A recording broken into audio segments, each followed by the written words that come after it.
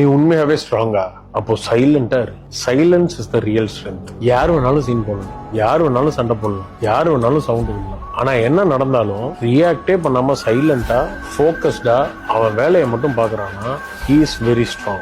சைலண்டா இருக்கான்னு நீ சும்மா நினைச்சா அவன் தான் உன்னை சைலண்டா செஞ்சுட்டு போயிட்டே இருப்பான். Silence is not weakness, silence is your secret strength. அமைதியா இருக்கிற கடலை பார்த்திருக்கியா?